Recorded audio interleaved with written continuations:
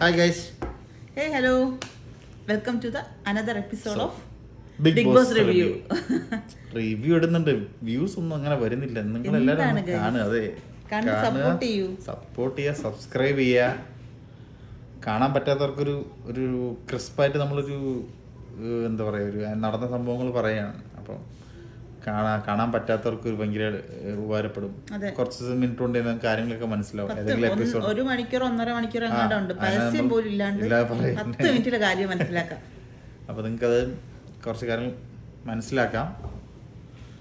പിന്നെ അപ്പോൾ അതൊക്കെയാണ് എലിമിനേഷന്റെ, അതായത് വീക്കെൻഡ് ഇന്നത്തെ എപ്പിസോഡ് തുടങ്ങി തന്നെ റൂൾസ് തെറ്റിച്ച് ജിസയില് പിന്നെയും മേക്കപ്പ് സാധനങ്ങൾ ഷെയർ ചെയ്ത് ഉപയോഗിക്കുന്നത് കാണിച്ചു.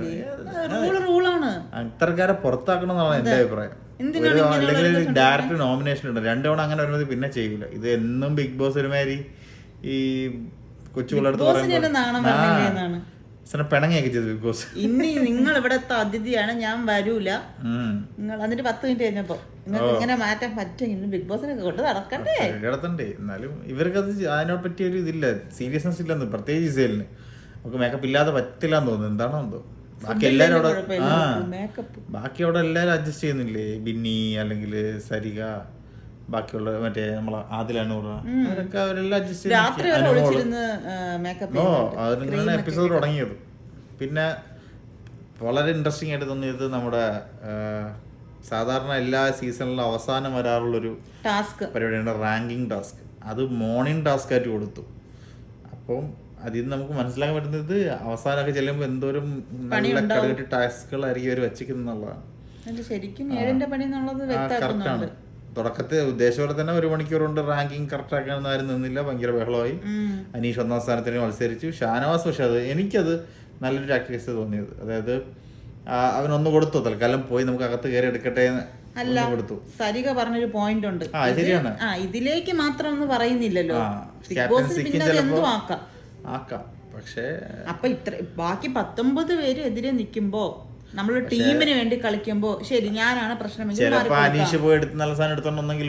ചിലപ്പോൾ എന്നത് വേറൊരു കേസ്. ഇത്രയും പേര് എതിരെ നിൽക്കുമ്പോ എന്തിനാണ് ഒരു പ്രശ്നം ഉണ്ടാക്കി ആ ഒരു ടാസ്ക് കളയണം, ഞാനായിട്ട് ഒരു പ്രശ്നം ഉണ്ടാക്കണ്ട, മാറി നിൽക്കാന്ന് പറഞ്ഞെങ്കിൽ അനീഷിനോട് ഒരു പോസിറ്റിവിറ്റി ആയിരുന്നു. അത് ചെയ്തില്ല അനീഷ്.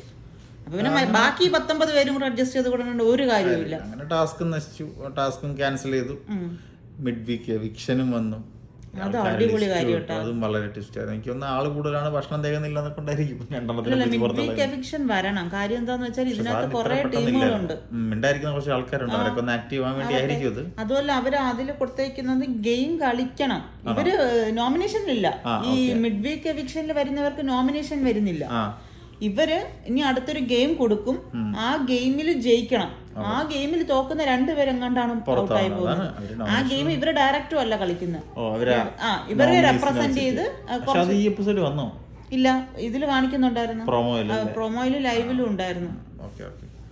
അപ്പോ ഇതെന്ന് പറഞ്ഞാലേ ഇപ്പൊ അതിനകത്ത് വന്ന 6 പേരിൽ ഒന്ന് അനീഷ്, രേണു, സരിക, പിന്നെ മറ്റേ സരിക PB, ഷാരിക KB, പിന്നെ രേണു പറഞ്ഞു. മൊത്തം 6 പേരുണ്ടായിരുന്നു.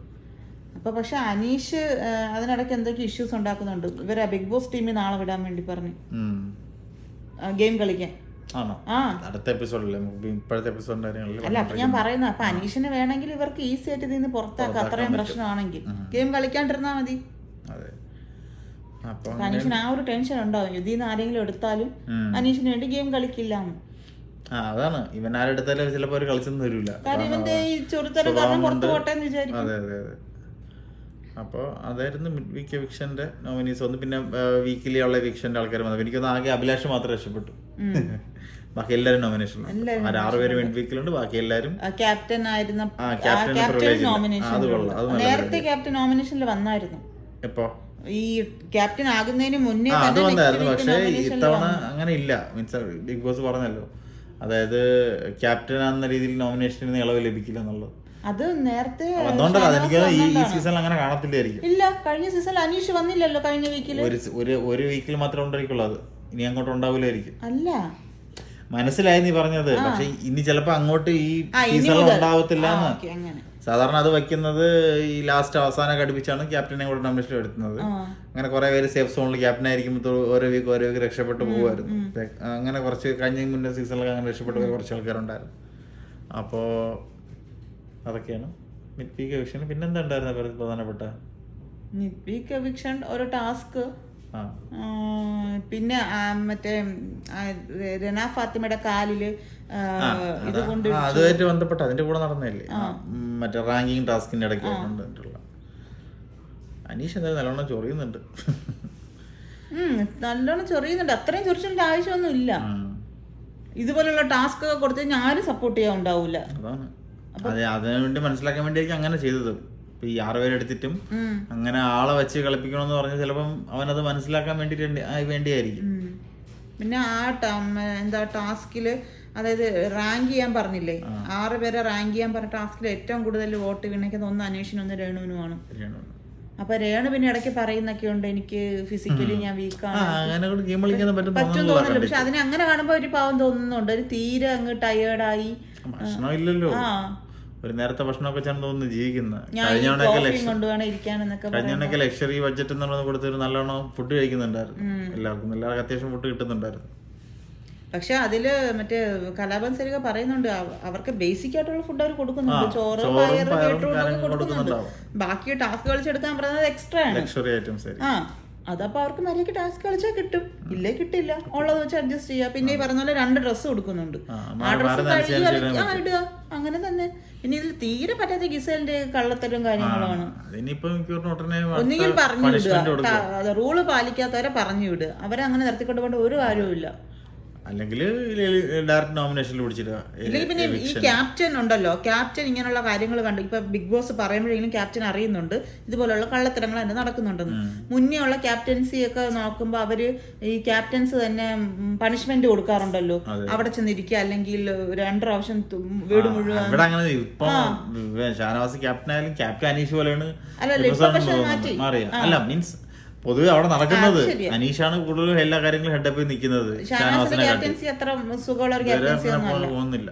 പിന്നെ അതുപോലെ തന്നെ ഈ അനീഷിനെ മറ്റേ ഗെയിം ടാസ്കിലോട്ട് വിടാൻ 1ാം റാങ്ക് കൊടുക്കാന്നൊക്കെ ആദ്യം ഒരു പ്ലാൻ ഇട്ടു.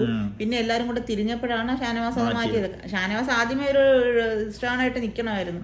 അനീഷിന് പോകാൻ പറ്റില്ല, ബാക്കി പറയണവരോടെ കേൾക്കണം എന്നൊക്കെ പറഞ്ഞു. അവൻ നോക്കിയത് ആർക്കെങ്കിലും പോയി കഴിഞ്ഞാൽ ഒരു 15 സെക്കൻഡ് കിട്ടുമല്ലോ, 20 സെക്കൻഡ് ഫസ്റ്റ് പോണാൽ കിട്ടും, അയാളെ കൊണ്ട് എടുപ്പിക്കാം എന്ന് ചോദിച്ചാൽ എടുക്കൂല എന്നുള്ളത് ഒരു വിശ്വാസം. ചിലപ്പോൾ എടുത്തിരുന്നാലെന്നുള്ളതാണ് എന്റെ ഡൗട്ട്.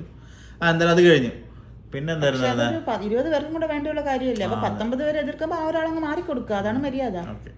അപ്പൊ അത് കഴിഞ്ഞ് അടുത്ത് എന്തായിരുന്നു വേറെ ഇന്നത്തെ എപ്പിസോഡൊന്നുമില്ല. മിഡ് വീക്ക് എവിക്ഷൻ ആണ് ഹൈലൈറ്റ് ഉണ്ടായിരുന്നു. അത്രയൊക്കെ തന്നെ ഉള്ളൂ ഇന്നത്തെ എപ്പിസോഡില്. അവസാനം നെവിൻ അനുമോളുടെയും ശൈത്യയുടെയും ബെഡിൽ പോയി കിടന്ന് കാണിച്ചത്. എന്തോ ടൊമാറ്റോ അങ്ങോട്ട് എടുത്ത് കഴിച്ചു ബെഡിലൊക്കെ. ആപ്പിളും കഴിക്കുന്നുണ്ടായിരുന്നു ഇടയ്ക്ക്, എവിടെ വെച്ചൊന്ന് കിടന്നു. വിശപ്പായിരിക്കും, വിശപ്പ് ഒരു വലിയ വിഷയമാണല്ലോ. അവനെ പറ്റി അനുമോൾ ഒരു കമന്റ് ഇടുന്നുണ്ടായിരുന്നു. അവന്റെ സംസാരം നോമിനേഷനില് ഡബിൾ മീനിങ് ആണെന്ന്. ഇത് അവളുടെ ചിന്താഗതിയുടെ പ്രശ്നമാണെന്നാണ് എനിക്ക് തോന്നുന്നത്. ആരെന്ത് പറഞ്ഞാലും എല്ലാം അക്ബറിനെ പറഞ്ഞത് പണിയായി. അതെ, അടുത്ത ചോദിക്കുമായിരിക്കും ഉടനെ. അപ്പൊ പിന്നെ കിടന്ന് ഉരുണ്ടിട്ട് ആ മീനിങ് അല്ല വേറൊരു മീനിങ് ആണെന്ന് പറഞ്ഞൊപ്പിക്കും എങ്ങനെയല്ലേ. ഇപ്പൊ നാളെ നമുക്ക് നോക്കാം എന്ത് ടാസ്ക് ആയിരിക്കും ഇവർക്ക് കൊടുക്കുക, അതിൽ ആര് വിൻ ചെയ്യും, ആരൊക്കെ പോകാൻ ചാൻസ് ഉണ്ടെന്ന് നാളത്തെ അതായത് എപ്പിസോഡിൽ അറിയാൻ പറ്റും. അപ്പൊ നമുക്കത് നോക്കാം. അത്രേ ഉള്ളൂ ഇന്നത്തെ എപ്പിസോഡിനെ പറ്റിയുള്ള റിവ്യൂ. ഇത്രയൊക്കെ ഉള്ളൂ. കാണുന്നവർ ഇത് എല്ലാവർക്കും ഷെയർ ചെയ്ത് കൊടുക്കുക. സബ്സ്ക്രൈബ് ചെയ്യാതെ കാണുന്നവർ സബ്സ്ക്രൈബ് ചെയ്യുക, ഞങ്ങളെ സപ്പോർട്ട് ചെയ്യുക, ലൈക്ക് ചെയ്യുക, കമന്റ് ചെയ്യുക. Okay, by.